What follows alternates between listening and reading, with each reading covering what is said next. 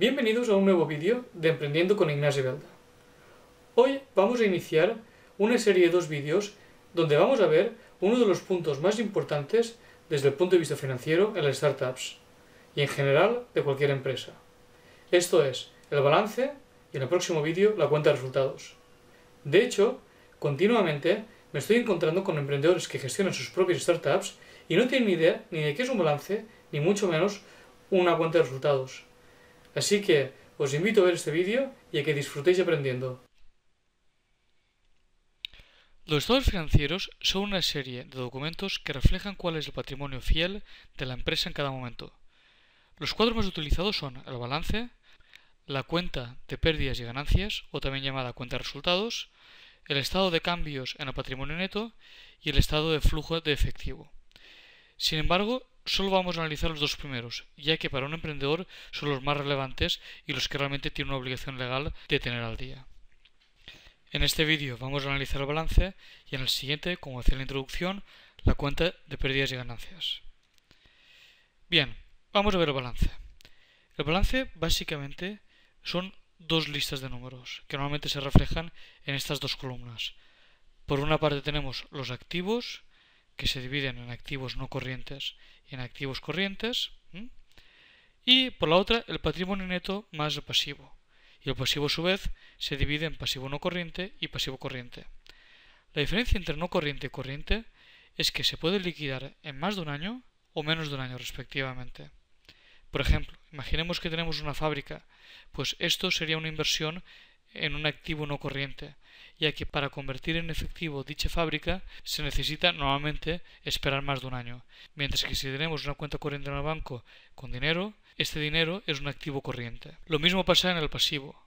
Si tenemos una hipoteca a 20 años, esta hipoteca será un pasivo no corriente. Sin embargo, si tenemos que pagar a un proveedor nuestro en menos de 30 días, esto será un pasivo corriente. Una vez dicho esto, veamos la primera gran regla que debe cumplirse siempre, y es que el activo siempre debe ser igual al pasivo más el patrimonio neto. Si esto no se cumple, es que la empresa presenta un grave desequilibrio patrimonial, lo cual puede tener incluso consecuencias penales y que el empresario o emprendedor termine en la cárcel. La segunda cosa a tener en cuenta es qué es el capital circulante.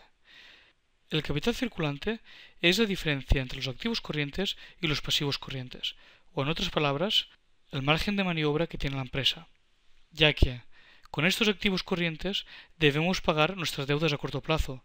Por tanto, si el capital circulante fuera negativo, significaría que deberíamos suspender pagos, ya que, a pesar de tener muchos activos, estos no serían líquidos y no nos permitirían pagar nuestras deudas a corto plazo.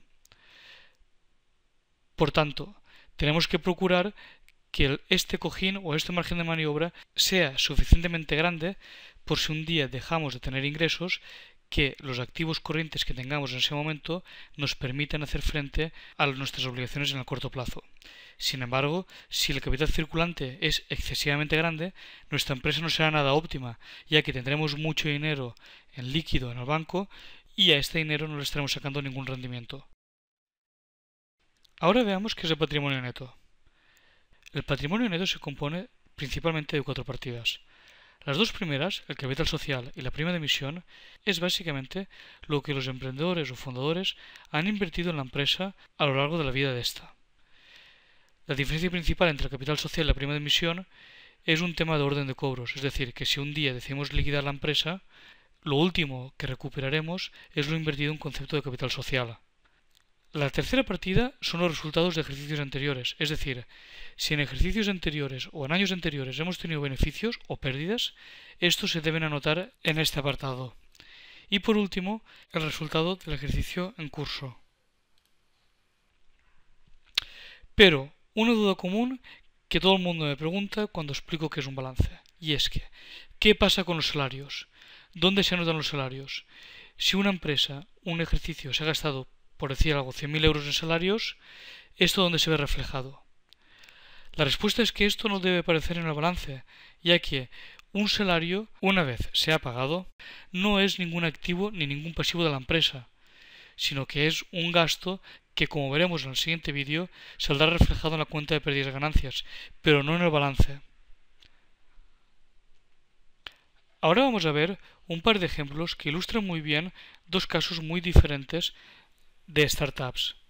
Ambas empresas son empresas cotizadas en bolsa, con lo cual cualquiera de nosotros puede acceder de forma libre y gratuita a sus balances vía su propia página web.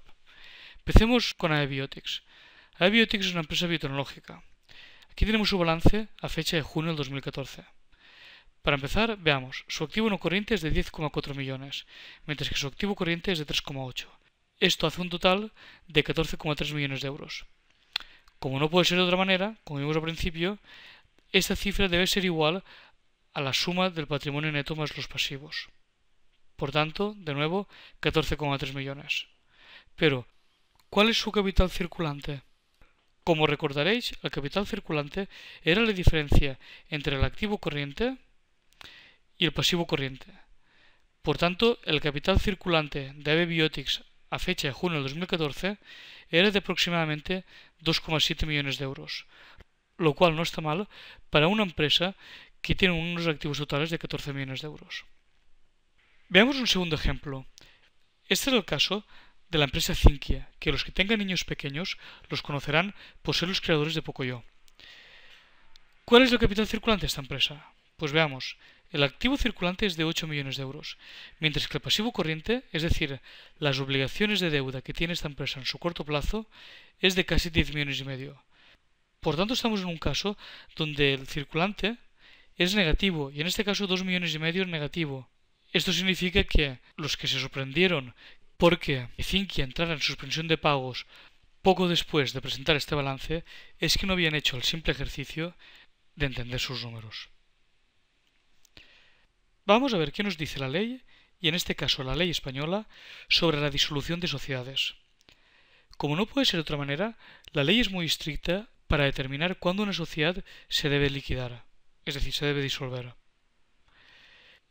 En el caso español, esto se debe hacer cuando el patrimonio neto sea inferior a la mitad del capital social. Recordemos que era patrimonio neto. El patrimonio neto era el capital social de la empresa más la prima de emisión más los resultados de ejercicios anteriores, que si estos son muy negativos pueden provocar incluso que el patrimonio neto sea negativo. Sin embargo, antes de llegar a este punto, si el patrimonio neto es inferior a la mitad del capital social, ya debemos liquidar la empresa, so pena de que los administradores de esta contraigan responsabilidades patrimoniales cada vez que la empresa tenga nuevas deudas a partir de este momento. Pero, ¿por qué el legislador considera que es importante liquidar la empresa a partir de este momento? Cuando alguien externo quiere analizar una empresa, lo primero en que se fija es en su capital social, ya que el capital social de cada empresa es una información pública. Por tanto, si yo soy un banco y quiero dar un crédito a una empresa que tiene un capital social de 3 millones de euros, no es lo mismo que si la empresa tuviera un capital social de 3.000 euros, que es el mínimo. Entonces, si el patrimonio neto es muy pequeño en relación al capital social, significa que estamos en cierta manera mintiendo a la sociedad, ya que lo que la sociedad ve de nuestra empresa es que somos una empresa con un capital social muy grande, pero sin embargo, debido a las pérdidas de años anteriores, el patrimonio neto ha quedado reducido a la mínima expresión. Por tanto, para evitar fraudes, el legislador en estos casos obliga a que la empresa se liquide. Sin embargo, hay un instrumento que es bastante utilizado por diferentes emprendedores y es el préstamo participativo. Este instrumento permite equilibrar los desequilibrios patrimoniales de los que hablábamos en la diapositiva anterior. Como ya sabemos, cada vez que hay una deuda, esta deuda debe ir al pasivo. Si es una deuda que se debe devolver en menos de un año, al pasivo corriente, y si es una deuda que se puede devolver en más de un año, al pasivo no corriente. Sin embargo, hay un tipo particular de deuda que se llaman préstamos participativos, para los que de forma legal no van a ser sumados al pasivo, sino al patrimonio neto. Es como si tuviéramos un accionista más sin que tenga acciones de la empresa. Por eso se llama préstamo participativo. Es un préstamo, se tiene que devolver, pero participa la empresa.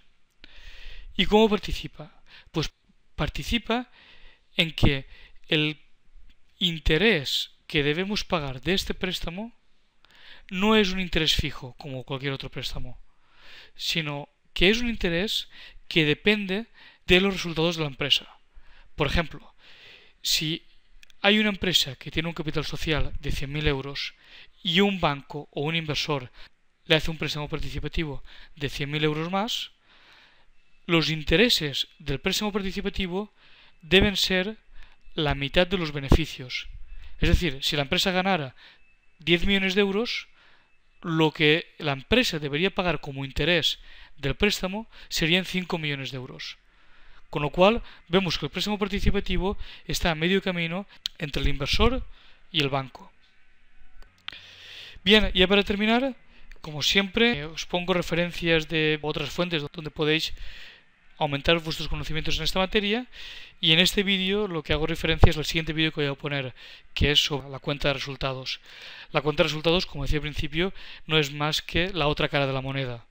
El balance es como una fotografía fija de cómo está la empresa ahora mismo, y la cuenta de resultados es el flujo de ingresos y el flujo de gastos que tiene la empresa en un periodo concreto. Bueno, pues nada más por hoy y nos vemos en el próximo vídeo.